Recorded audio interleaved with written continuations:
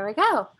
All right, guys, welcome to tonight's Baller Call. First off, congratulations for earning it.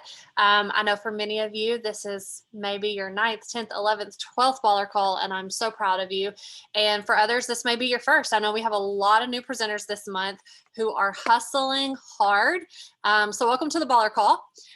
We have a guest tonight that probably many of you don't know. I'm not sure if you've heard him speak before, so I'm really excited for you to hear from Steve. Steve Carlisle just joined our company not too long ago, and he is our Chief Marketing Officer. And I am not even going to try and tell you what he does. I'm going to let him do that. He told me he needed the full time tonight because he has lots of good stuff for us. So I'm always excited to hear from Steve, and I am excited for all of you guys to hear from him tonight. So I'm just going to go ahead and hand it over. Steve, just unmute yourself and the floor is all yours. Awesome. Thanks, Micah. Appreciate that kind introduction and excited to spend a few minutes with all of you tonight. I'm going to share just a few things with you and really just kind of talk about the future and where I see our brand going and what the possibilities are for our brand. And is it all right if I actually have a few slides I prepared to kind of walk us through if I do a share? Yeah, I think I can probably make you a host, Steve. Hold on one second. And Steve, sorry to interrupt. I would love it if you kind of introduce yourself and tell us where you came from and all that kind of stuff too. Absolutely, yeah, happy to share that information. So I just joined not too long ago. Are you guys seeing this okay, by the way? I just want to make sure. Yes. Okay, good. So as mentioned, and I've got this kind of built in with a little backdrop about me. So as mentioned, I just joined Younique a few months ago as the Chief Marketing Officer. Every company, the Chief Marketing Officer position is a little different, and Younique, it's a little different here too. So what I oversee for the company is all of our marketing efforts, which includes brand marketing. So that really gets into brand identity. So things like our look and feel, the visual identity, all of the campaigns that we run, the look and feel of our website, all of those things. And then product marketing includes our research and development piece, actually. So overseeing everything from research and development to product development. So what our product pipeline looks like, managing all of our existing, we call it portfolios. So all of the products that we currently sell, and then also how we market and position the products. So all the monthly promotions that we run, the campaign, all of those things sit with our product marketing team. I also oversee a function, I'm going to talk about this a lot today because I'm really passionate about it, called customer experience. And what customer experience means is we're really focused on delivering a great customer experience. And that includes both presenters and consumers alike, but I'll talk a little bit more about that later on in the presentation. And then I also oversee our digital organization. So digital includes our user experience team, so the people that actually design the flow of our and all of our digital assets. And then it also focuses on our development organization, which is our biggest investment that we have as a company, at least our largest department that we have. So I've got a lot under my purview. I'm excited to be here. I see lots of opportunities at Younique, and I'm going to talk to you a little bit about those here in just a second. All right, let me make sure this is showing okay. All right, well, let me just tell you a little bit about myself. So I a large chunk of my career at 16 years exactly at a large direct sales company called Nu Skin, and really enjoyed my time there. Did a little bit of everything, actually. Started out while I was going to school as a part-time phone agent and took phone calls. Spent some time in sales doing that, some account management, working closely with their top leaders, and then made a transition over to corporate communications and spent the majority of my career, obviously in marketing and in digital marketing specifically. In fact, my last 5 years with the company were spent specifically overseeing their digital marketing efforts. I worked both in market type roles, in regional roles, and then in global roles as well. I spent 5 years overseas, actually. So I spent 3 years in Tokyo, Japan, running a marketing division there for Nu Skin, and then spent a couple of years in Singapore as well, setting an office there. More recently, I've spent a lot of time consulting. I've spent time both inside the direct selling industry and outside of it, both with B2B and B2C brands. I've consulted with about 25 plus different companies over the last little bit, primarily on digital marketing. And then most recently, I was the CMO at an outdoor e-commerce company down in the Dallas, Texas area called Solo Stove. And then also was most recently, before coming over to Younique, at a large direct selling brand down in the Phoenix area called Isagenix as their head of marketing. And so anyway, that's a little bit about my background professionally. More on the personal side, I have a beautiful wife, and I've got a story about her I'll share in just a moment with Younique. And then 4 children, 2 boys and a little girl. And I've got a wide variety of hobbies. I love to read. Love watching movies, love playing sports and watching sports, and so anyway, I like to keep busy in my personal time. So anyway, that's just a little bit about me and my background, and happy to jump into the chat here in just a second and answer any other questions there might be. I wanted to start real quick by talking about a new statement that we've adopted in our marketing organization. It's really meant to be internal, but I think it's worth sharing with you guys a little bit about our focus areas and what we're really thinking about from a marketing perspective. And so I'll just read this out and kind of give a little bit of explanation about it. But our marketing organization is really focused on being consumer-centric and innovation leaders who combine creative storytelling, powerful insights, and compelling experiences to position Younique as the world's next trend-setting beauty brand and to accelerate customer acquisition and lifetime value. There's a lot of business jargon in there, so I apologize up front. But some of what we're really excited and really passionate about is making sure that, especially for those of you, and I know you understand the value of this, we spend a lot of time thinking about our presenters. We really do. And it's literally like 90% of what we think about and we focus on is thinking about presenters. And it's hugely important to us that we deliver an amazing presenter experience. In coming in, one of the things that I've kind of identified in my first few months is we're not delivering a great consumer experience. Everything from that unboxing experience to how we follow up and engage with you, how we understand what products it is, that we can be shipping to you next, and driving innovation. I think there's some areas that we really want to focus on more so. We want to be great at storytelling as well. We know that stories move people and they engage people, and that's really important. The other thing about me that you'll learn over time as you interact with me more, I'm very passionate about analytics and making sure that we have data and analytics to support a lot of what we do and how we're thinking about it to deliver really compelling experiences. And then I genuinely believe we are a trend-setting brand. We were founded as a trend-setting brand. We really want to return to that DNA of being, very trend-setting in everything that we do going forward, both in the experiences that we deliver, both, physical experiences, like I said, with as you use our products, as you unbox, that shipment that arrives, and as you use our digital, assets and engage with us on our website and some exciting announcements we have coming up at our US convention here in a little over a month. We've got more digital announcements we'll be bringing forth. So we're really excited to make sure that we focus on these areas and make sure that this is day in and day out what we're focused on as a marketing organization going forward, and make sure that continues to be a key priority. These elements in here are a key priority for us. We wanted to spend just a little bit of time talking about is how the marketplace is changing. And this is a little peek behind the scenes, full candor, of just how I kind of view the world and how things are evolving and changing. and how I think that impacts us as a brand, and how we think about it, as well. And one of the things that not a lot of people talk about, we're definitely triggered globally, right? We now have 1.5 billion millennials around the world.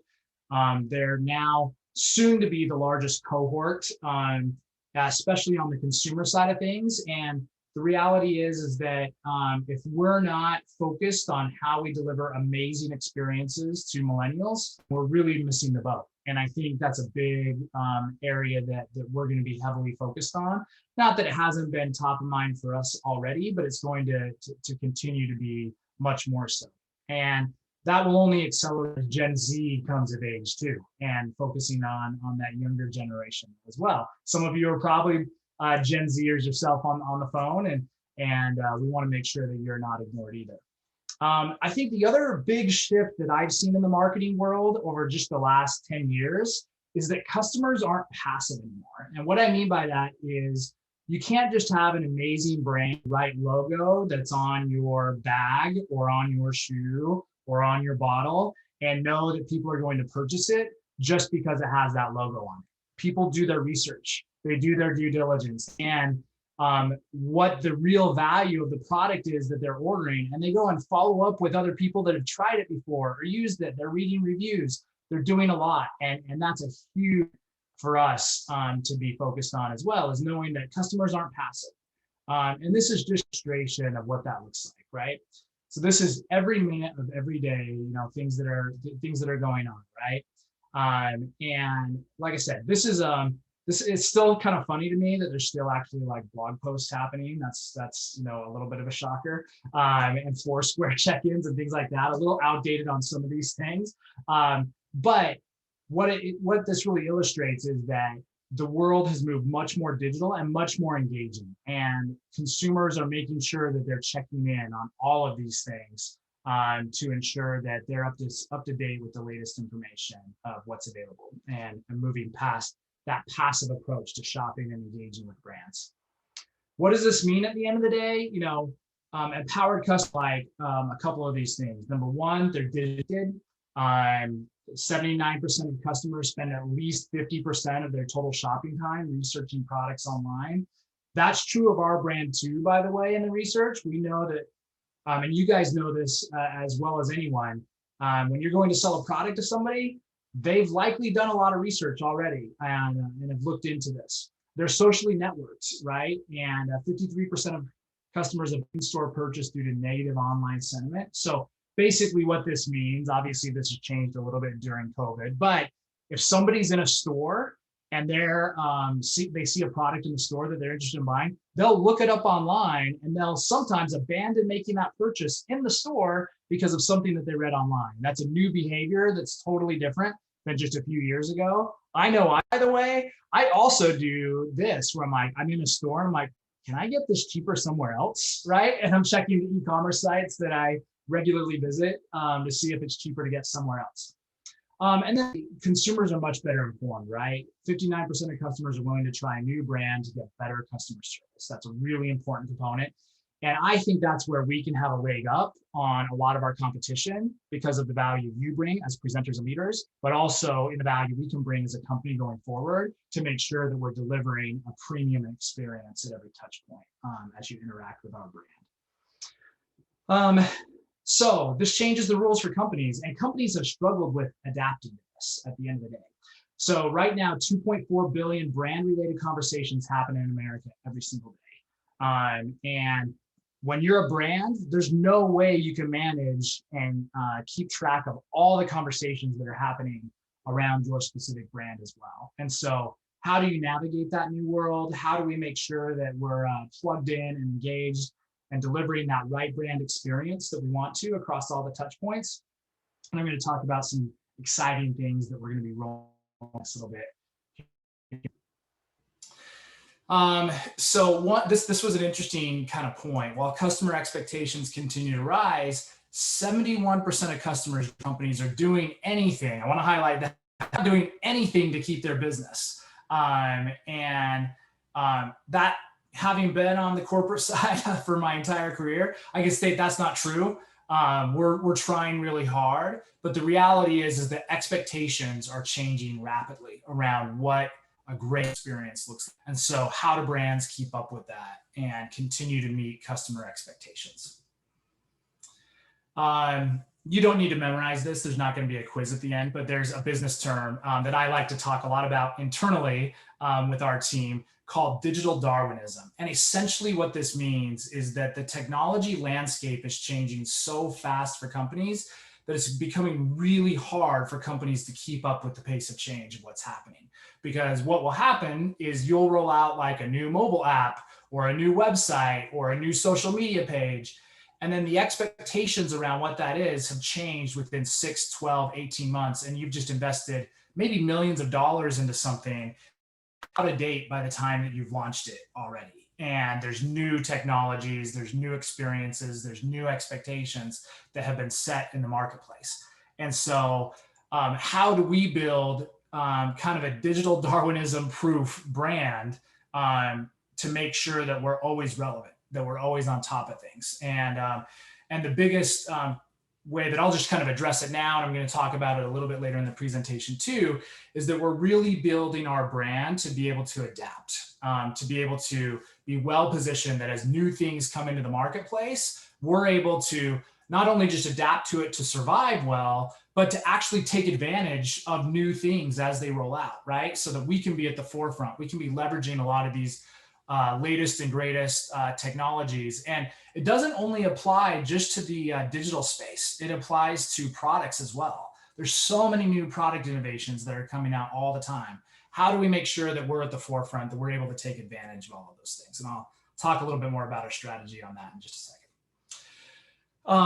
So this isn't a great photo, I apologize, but I actually took this on a train ride home when I lived in Tokyo one night. And what was funny, and what you can't see, and I lament this, is there's advertising all over. It's up and down all the rows. At my height, when I was walking around in Japan, I would bump into it every couple of steps, the advertising that hung down. It's everywhere. And yet, you look at everybody on the train, they're all glued to their devices. They're all glued to their phones. Nobody's engaging to the physical space around them. And so companies are struggling to break through to engage their customers. And there are some that have done a terrific job at that. And there's others that still struggle and kind of lag behind with their approach. Some of this goes back, once again, to memorize or get nuanced around this, but this is kind of the old marketing engagement model. Ashamed to say it was taught when I went to college. This is how you engage your customers. You try to build awareness, you try to build interest and desire, and then some sort of an action. And this was the 19th and 20th century like sales and marketing model. And you'll hear it called a funnel, right? The reality is that this has changed just in the last 5 years to look something more like this. And we have to make sure that it's not just a funnel anymore. There's engagements around being able to share, research, shop, purchase, trigger an event, and then be able to allow comparison, right? And there are multiple touch points in which that happens kind of across the digital landscape. And so the 21st century engagement model disrupted centuries of old tried and true sales and marketing funnels that have adjusted pretty dramatically, like I said, just in the last couple of years. The last thing I kind of wanted to touch on, and then we'll get into talking about the future and where we go as a brand from here, is that the rise of platforms have really changed the way that consumers engage. And there's an expectation now that consumers can engage anytime, anywhere, anyhow, and on any device, right? And you don't put restrictions on, when I can engage with you, that it has to be in store someplace, that it can only be on a certain device. I expect that I can engage with you anytime, anywhere, anyhow, on any device. And that's the reality of the new expectations because of the rise of platforms. So where do we start, right? And what does this look like? And there are a couple of things that are just very top of mind for me that we've begun implementing at Younique, and you'll start to see some new things that we'll be rolling out over the course of the remainder of this next year, and especially in 2022, that I'm really excited about, that will really kind of be game changers for us as a brand and where we go. One of the things that I always talk to our team about is that it's our obligation to know how, where, and why our presenters and customers are connecting. Okay, we have to make sure we really understand how that works, and how are they making and influencing decisions, right? If we don't understand that element, those two fundamental things, where, why, and how, where, and why you're connecting, and then lastly, how influences are being made, then we're failing as a brand, we're failing as a marketing organization, because we need to be able to insert ourselves right into the center of that experience to make sure that we're driving brand value to you as presenters, but also to your consumers, and making sure that they're getting a great experience as they engage with you, and conversely with the Younique brand as well. So to win today, we have to align our strategies to journeys. I think historically, we've been a little mixed on aligning our strategies to kind of siloed experiences, and we haven't thought about them as holistically to really understand what these journeys are, right? For a consumer journey and a selling journey, and what are those key touch points to make sure that we're building brand loyalty across all of these interactions, and understanding how we can engage across the entire journey as well. All right. One other thing that we're very focused on is we're taking a holistic view internally about all of our people, all of our processes, and all of our technologies to make sure they're focused on that intersection of what I just called out on the last slide, which is understanding how influential decisions and how that engagement really works between you and your customers, and your teams and organizations as well.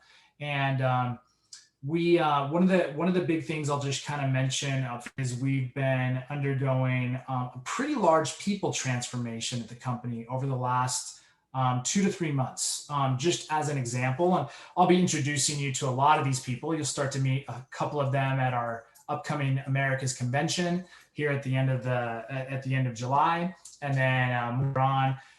But we have, for example, a new head of brand marketing that we've just hired that started 2 weeks ago. We have a new head of our product organization. Some of you have met her, Monica, on a couple of. We have a new head of experience that I was talking about before, and we have a new head of development as well. And so we're infusing a lot of talent into the organization that I'm highly confident in, to make sure, because I believe your organization is only as good as the people you have in the organization.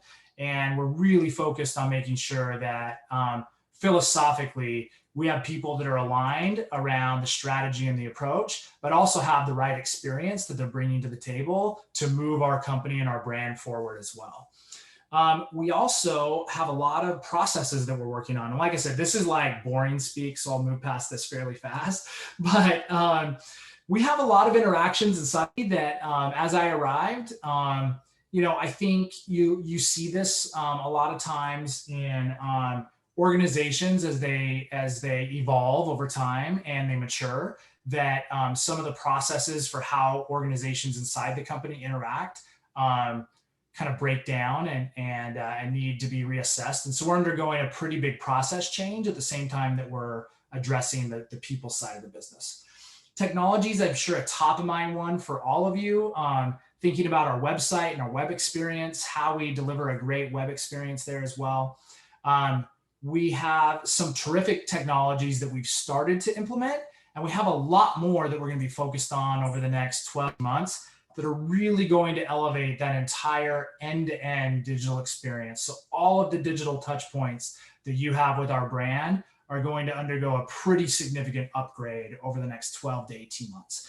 Technology is the slowest piece for us to update out of all of these things, mostly because it's such a big investment to transform a lot of the technology that we have already today.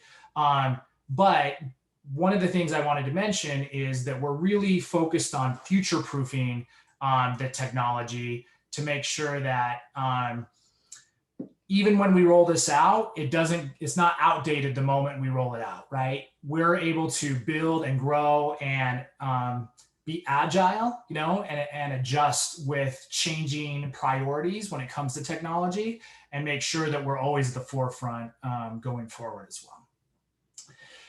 All right, so one of the things I talked to our company about a little bit, those of you who have interacted with our co-founder Derek Maxfield know that how passionate he is about technology. I'm going to make a small modification. He's told me this. I don't know. Maybe some of you have heard it. That he was very passionate about articulating our brand as we're really a technology brand. At the heart of who we are, we're a digital and technology.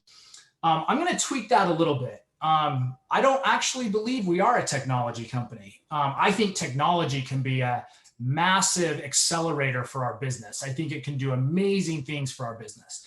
I think at the end of the day, we're actually a people and an experience company. I think those are the two things we really are, more so than technology. But I want to steal a lot of what great technology companies do and make us like them, right? I think we need to become like a technology company, but not actually a technology, and apply that to how we think about becoming a better people and a better experience company. And those are the two things that sounds like some background chatter. All right. So let's talk a little bit about some attributes of tech companies a little bit, so that will bring to life a little bit more what I think of when I think of successful technology companies. So the first one is great technology companies are very customer centric. And when I say customer, I mean customer with a capital C. We're not ignoring our presenters at all. We're just as focused as ever, if not more so, on our presenters and also the customer experience. But we need to be obsessed with what that customer experience is and become very customer centric, how we prioritize the work that gets done, and make sure that we're delivering a terrific end-to-end experience with all of the touch points that you have with our brand. We're also going to become much more insights driven and strategic. I think that's really important for us as a brand. And we've been a little bit reactive, I think, of years. And we have a terrific opportunity ahead of us to really be a leader in the space that we reside, in that people and experience space, and the beauty space specifically. And so being looking ahead, looking to where things are going, and being strategic, our decision making and where we really prioritize work going forward is going to be huge for our business. Great tech companies are cross-functional. And what is, for any of you who have worked in a corporate setting, you'll know this. You have different organizations or teams or departments that reside within any company. And historically, the way that things used to operate, and 15 plus years ago, is those organizations tend to be pretty siloed, right? And they would have ownership and they got that done, and then they would pass it off to the next group, and then they did their area of ownership and got it done, and then they pass it to the next group. But what great technology companies have done an amazing job of over the last 15 to 20 years, and Amazon, in my opinion, is the prime example of this, but what they've done a terrific job of is building cross-functional teams. So you have representation from all of the entire organization sitting together in one team so that you get a full perspective. And that team really, you have at least 1 to 2 people on that team that really understand the needs of, in our case, of our presenters and customers, to make sure that that's being represented in the strategic discussions that happen. And that's a change that we're making as well as a company. One of that I noticed is joining Younique is that we were organized in silos as well. And we're starting to break down those silos and create cross-functional teams that will collaborate together. And the end result, like I said, this is all boring talk, I know, but the end result for you that you just need to worry about is we're going to deliver a better outcome and a better experience because we have those teams working together in a room together. And then lastly, we have to be adaptive, right? Things change. It's a fast-paced marketplace. We can't think that what we did 2 years ago is going to be the perfect thing for us to do 2 years from now. principles sometimes never change, but the way you actually do them does. And so, you know, we want to base our business decisions on really solid principles, but we need to be able to adapt our tactics and how we execute to the changing landscape and where things are going. And so that's another attribute that we're really looking to infuse into the company going forward. So I apologize because none of you probably realized you were logging into like a business meeting or business discussion tonight. I'm giving you a little more under the hood explanation than maybe you're looking for, but I hope this helps with some context so you kind of know the things that we're really focused on and what this is going to end up being as an end result for you. All right, I want to talk a little bit about brand positioning, and some of you on this call have maybe heard me speak about this for just a minute, but it's something that I'm really passionate about and want to make sure that I touch on real quick. And I'm going to clear that line on the screen here real fast. That's going to let me. Okay, there we go. So I want to talk just a moment about brand positioning, and brand positioning is interesting because I think when most of us think of the word brand, we think of like color or the logo or the image, you know, that comes to mind for that company. And that is important. That's really important. But what I'm going to spend a little bit of time talking about tonight is how are we different than anybody else in the marketplace? How are we setting ourselves apart? As well. Sorry, this is, okay, there we go. So what is a brand? A brand is more than just a logo. It's more than a tagline, and it's more than packaging. Those things, once again, they're really important, bigger than that. A brand is really the total experience that we create, right? For, in our case, customers and presenters. How are we making sure we're thinking about that holistic experience across all of our touch points? And what is it that drives the brand experience? At the end of the day, it's, you know, something, it's these kind of things, right? We do it by creating a strategy that defines things like the promise that we make as a brand, the value that we deliver, the personality that we can, and then the messages we send. So these big picture things of like, basically, how do you feel as you engage with us, right? What's the promise that we're making to you? What are we gonna do better than anybody else? That's our promise. And how do we deliver value to you at the end of the day? And it might look different for some of you. Maybe for some of you, it's saving time. For some of you, it's like being able to earn an extra $150 a month, you know, to help out with that payment on your home or whatever it may be. The personality that we convey in our tone, in our messaging, in our imagery, and then the messages that we send. Are we a little more confident as you engage with our brand? That's a pillar of who we are. We want to inspire confidence. And so are we delivering those kinds of things, for example? So great brands are built on clear positioning and a really great story. And that means that great brands do a really good job of knowing how they're different than everybody else and calling those things out, sometimes subliminally. So they have a clear sense of what, why, and how. And basically, long story short, they know who they are. Great brands know who they are, and maybe more importantly, they know who they're not. And so when they go out and they try to engage their followers, they make sure that they're crystal clear on this is who we are and this is what we stand for. And these are the things that we aren't. And that doesn't necessarily mean that if you're not those things, there's not a place for you. But we really want to bring you along on this journey of what we're passionate about, of what it is that we're different, what makes us different, and how we view the world. So I'm going to take you through a brand positioning project that we kicked off a little bit ago. And what I wanted to articulate is that you're going to see a lot of this really come to fruition next year. At our Americas convention at the end of July, I'm going to be showing a sneak peek of where our brand is going to be going. We are going to be unveiling a new direction in terms of like our color palette, our visual identity, maybe a new logo, and some other things that we're really excited to show you guys about where things are going to go in the future. But we're really focused on bringing this to life next year more so. You'll start to see elements of it this year for sure. But next year is our 10th anniversary as a brand, and we're really excited about rolling out a new Unique for a new decade. And we're going to be really passionate about driving this new brand transformation of who we are and how we're different next year. But make sure you're tuned in to convention here in a few weeks to get a sneak peek on where we're going as a brand and what that will look like. But at the end of the day, we're looking at some of these changes because we don't want sales going down and confusion going up. And I'm not saying that that's what's been happening at Unique. I don't think that is the case. But we want to make sure that at some companies I've been at historically, this has been what's been happening. And we want to make sure that we are clarifying any confusion that might be out there.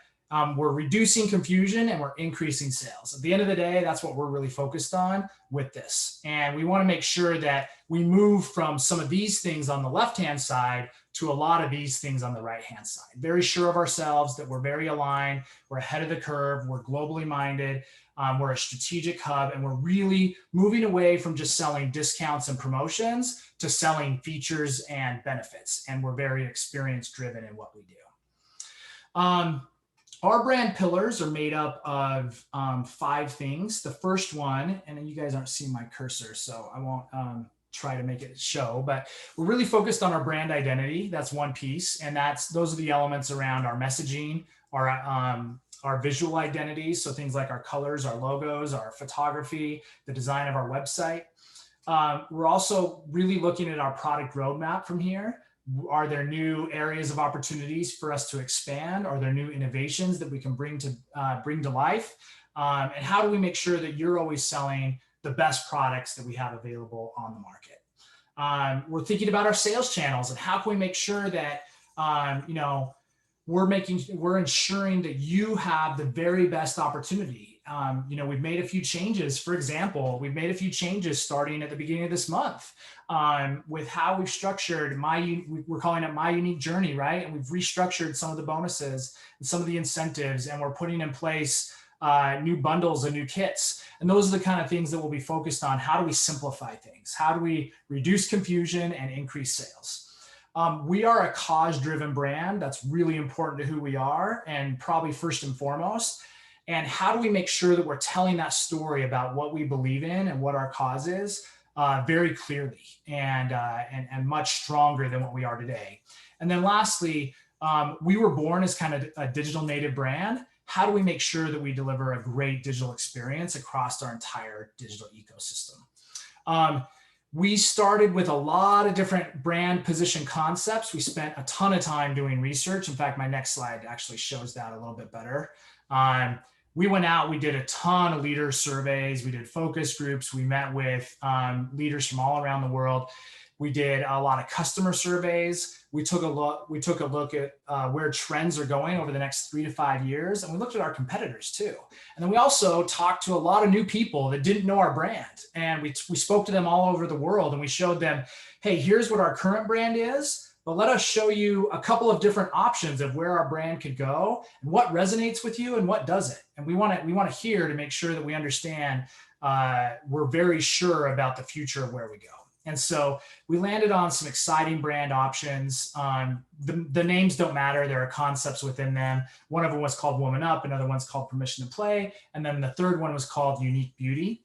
That we did a lot of research around. We engaged one of the world's leading creative agencies to bring these brands to life, to say, hey, if we decided to go in this direction of this concept called Woman Up, who would this appeal to? What would this look like? Help bring it to life. And then we met with the board. We met with a number of teams internally. We reviewed this with a number of external stakeholders as well, presenters and, like I said, unaffiliated people with our brand alike.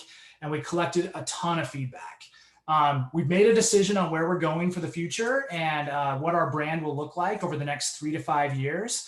And I'm excited to unveil that direction, like I said, coming up at convention here in a few weeks. All right. I won't spend too much time on this timeline slide. I want to reserve a few moments at the end for some questions as well. Hopefully you all saw this. We have some really exciting news coming up at the Americas Convention.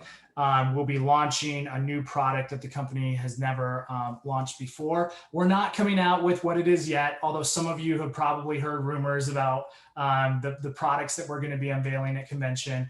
We actually have 3 new products that we're going to be announcing at convention.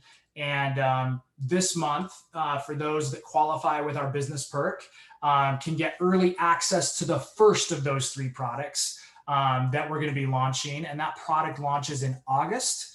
But they'll be able to get early access in mid-July. So probably about 2 weeks before anybody else, you'll be able to get early access to this exciting new product.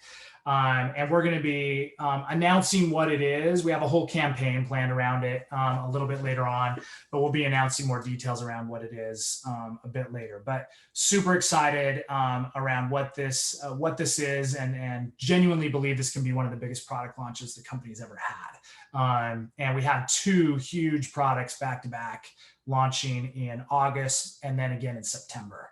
2 really big launches that we're super excited about. So basically, who can participate? It's all presenters that achieve the qualifications. It's early access, like we said, to be able to shop for those products in mid-July. All that you have to do, I shouldn't say all, but many of you, all of you on this call are well on your way, if not already there. 500 PRS this month, enroll 1 new presenter who Fast Start qualifies in June as well.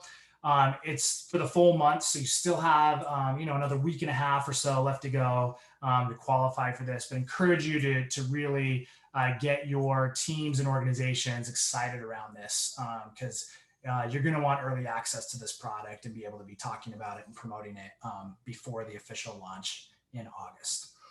A few other things just to know: we're going to notify the qualifiers about this in early July. We'll have that final list on July 5th. We'll make sure that you get early access, as mentioned, in mid-July.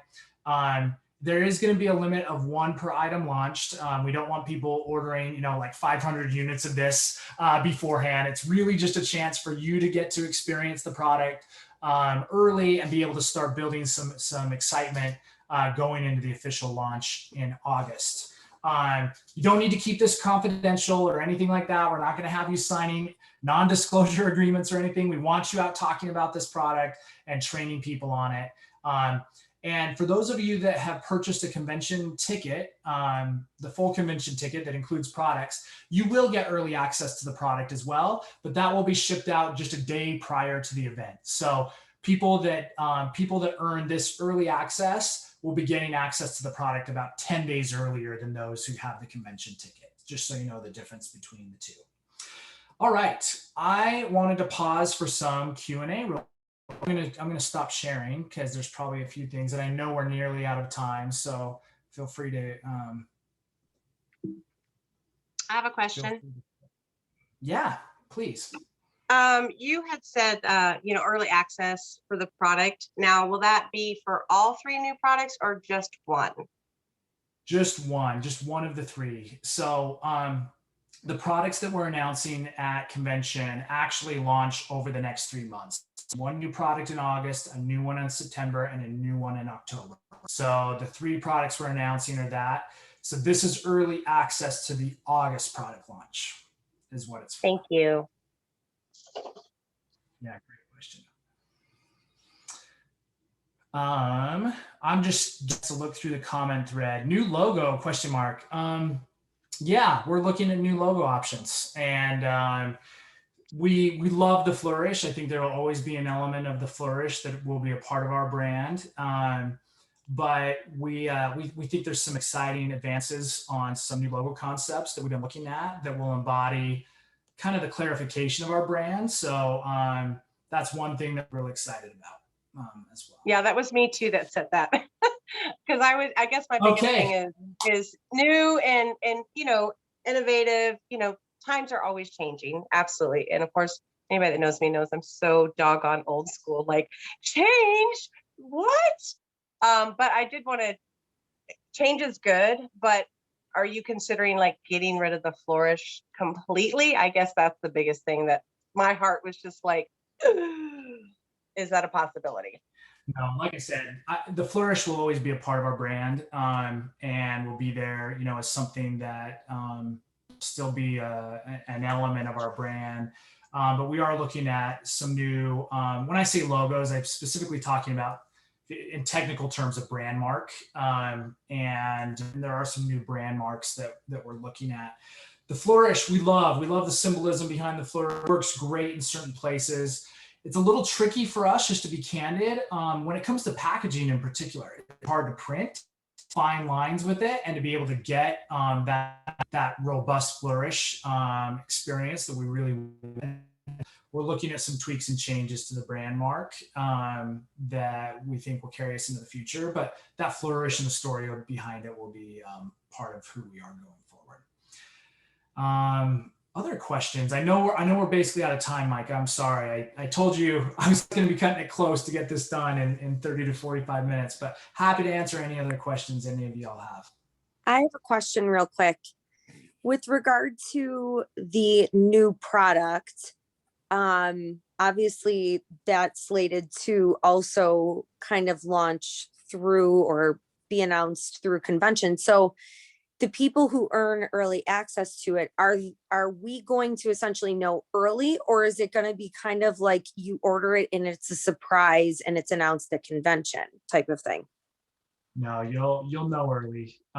So there won't be a surprise of this one. The other two products will be announced at convention. This one won't be a surprise, but obviously at convention we'll be sharing a lot more information about it. And unveiling that in our product announcements and doing a deeper dive into what this product is. But no, those who get early access will know what the product is. We're actually going to give you early access to some training, a lot of content around it, and everything else. So this is something we're trying to do new, actually, just to be honest, and maybe I'll share this just real quick. Something that I'm really passionate about, especially going into 2022, is giving you consistent early access to all of our product launches. And so this is kind of a test run for us, just to be honest, to see how it goes, to get you all products weeks early, give you all training, like I said, qualifiers training, and then we probably will get much more deliberate and strategic about our product launches next year, mostly because we have a lot of really exciting products coming up in 2022. We have some exciting shit too. Like I said, this August product has the potential to be our biggest launch ever in the company's history. We just finalized our 2022 plans last week, and I'm geeking out over what we have coming next year. We will have, just so you know, we will have a new product launching every single month next year, and not just minor product launches, like major product launches every month next year. And we'll start to build out a really consistent framework where we'll do early access early in the month, and then be able to have the main launch mid-month for everybody to take advantage of this new strategy that we're looking at. So I'm super excited with where the future is going to go and the opportunities that we have as a brand. Good question. So replacing products we currently have or brand new product shades options? Both, actually. So we have, it's a little early for me to share. I have some new categories we're going into, actually, that I'm excited about. We have some new beauty categories altogether that we're going to be exploring. I'm really passionate about making sure that we update our product portfolio regularly, that it's always something that's new and vibrant, and that our shades are always on point. And I'm also really passionate about, don't hold me to this yet, we're still doing the due diligence on it. I'm really passionate about launching a beauty box concept and being able to have a model, built into what we do, and make seasonal offerings, and something that's exciting for customers to want to come back all the time. And so we have a lot that we're looking at, that we're really focused in on in 2022, a bunch of new strategies that we're going to be rolling out, along with some pretty major upgrades to our digital experience, to our website. We've got some mobile applications lined up that we're excited to be rolling out, and just a lot that's going to really upgrade things across the board. So super excited for what we have coming in the future. All right, I just spilled a bunch there. I'm happy to answer any other detailed questions. I know people are staying late to stay on and hear me just soapbox about random topics, but happy to answer any last questions. Yeah, Lindsay. Curious as far as customer experience.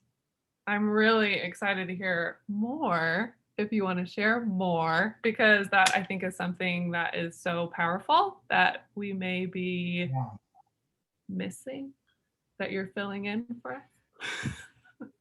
Yeah, no, I'm happy to speak to that. So like I said, we didn't have any dedicated staff looking at that prior to my arrival. So we've hired a team that's specifically looking at that now. I'll just take you through the approach of how we think about it and what we do, and then some of the things that are coming out around it. So the very first thing that we didn't really have a good understanding of, I hate to admit this, we didn't really, our customers even really were. We know anecdotally, we know a lot of our leaders, but we didn't have like defined, we call them personas, like who is it that really loves our brand, right? And we also, we didn't have clarity of like, who should love our brand that doesn't? Let's make sure we understand that, because there's a bunch of people out there that should love us and they don't for whatever reason. So we need to make sure that we understand who they are too.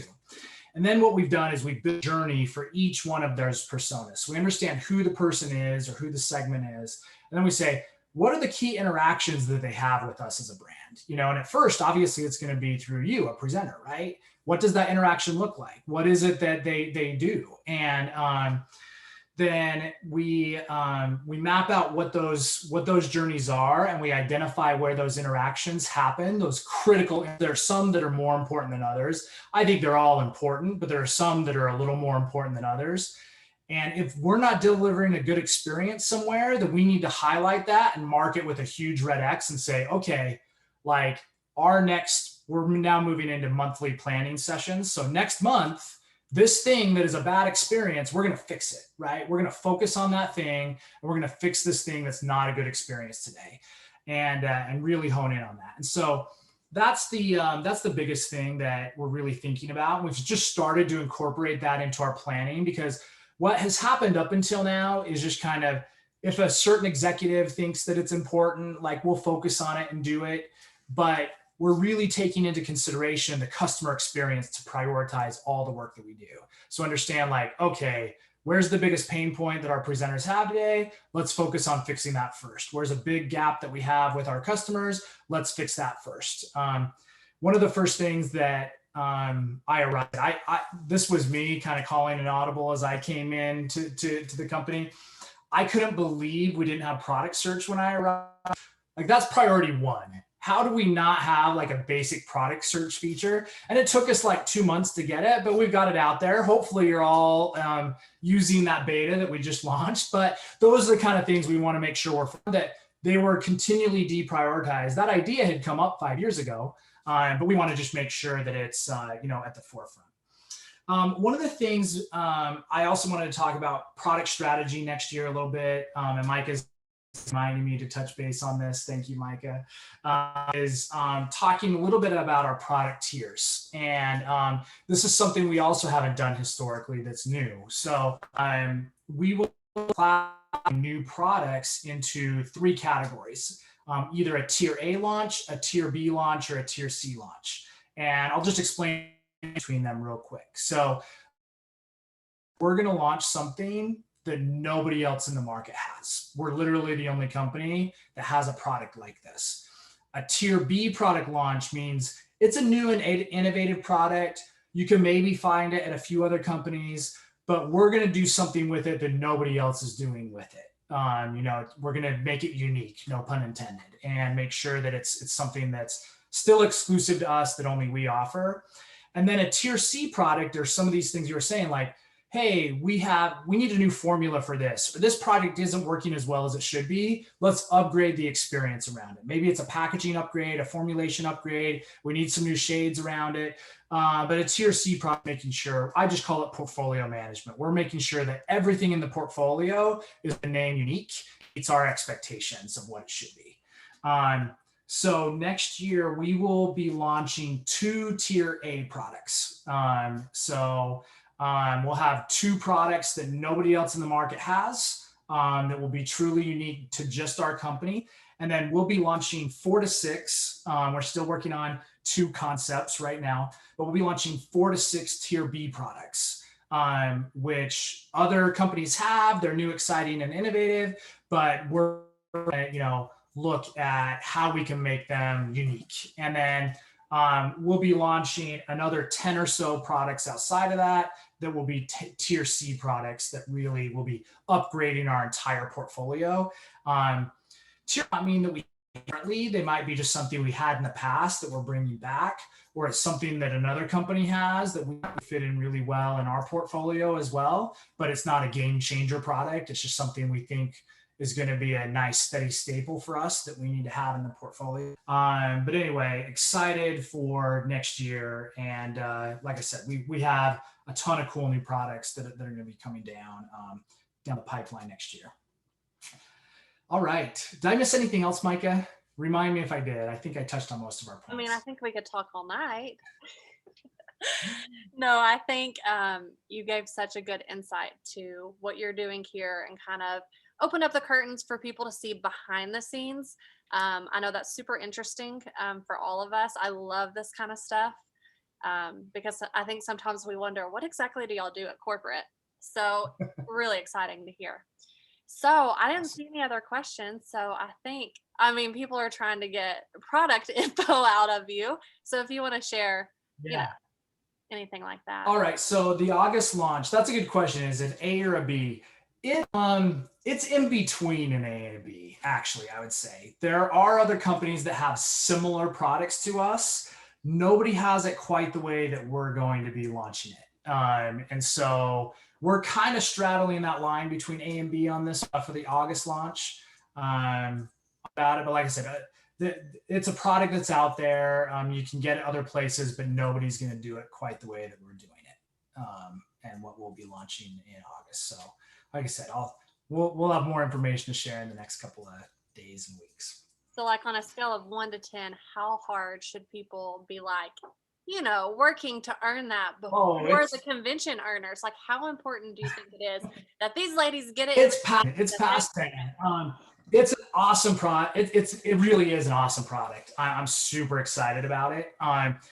Because it's so new to us and no other company really has something quite like it, it's going to take a little time to understand it and be able to go out and sell and promote it. And that's why I think it's so critical that early access period is going to be critical for us as a company and critical for you as leaders to really have that time to get to know this product, understand exactly how it works, and then be able to go out and sell other people on it.